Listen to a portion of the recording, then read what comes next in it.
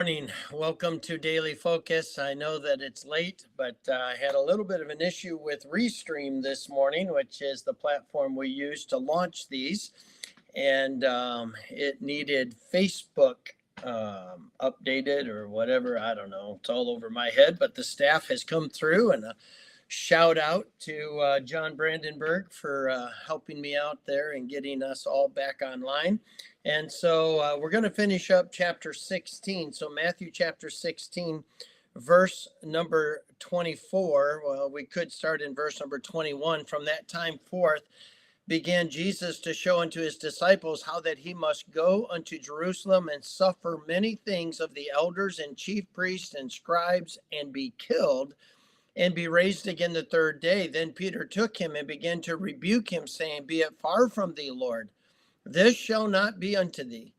But he turned and said unto Peter, Get thee behind me, Satan. Thou art an offense unto me.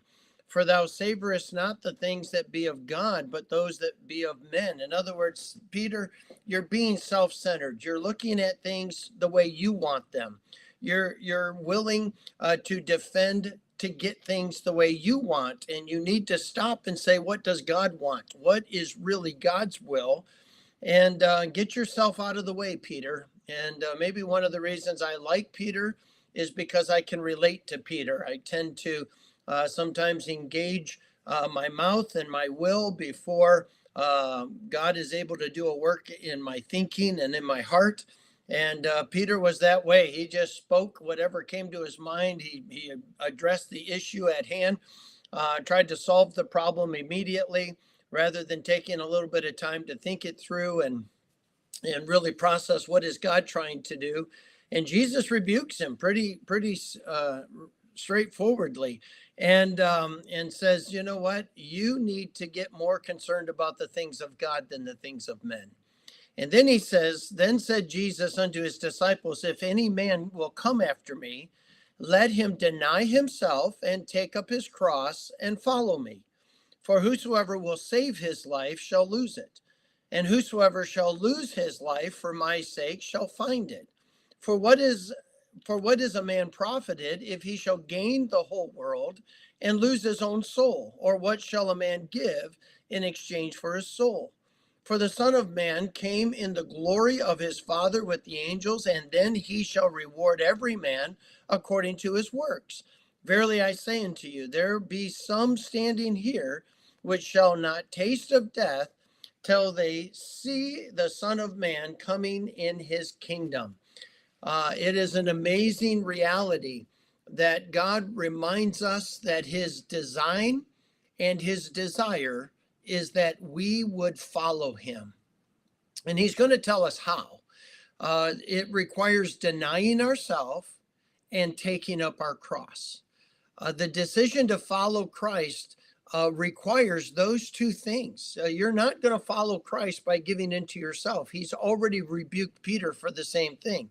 You can't follow God and do it your own way. You have to follow God God's way.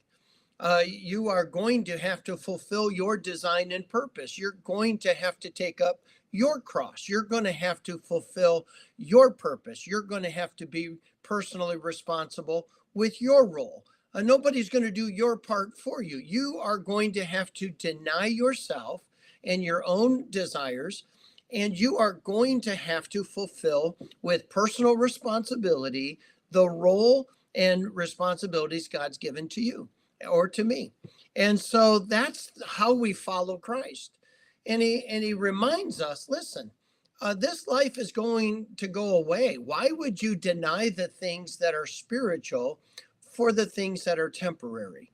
There are people who will say, you know what, I'm not worried about eternal life. I'm not worried about dying. I'm not worried about any of that right now. I just want to have fun. I just want to take part in everything the world has to offer me. I want to taste everything the world is offering.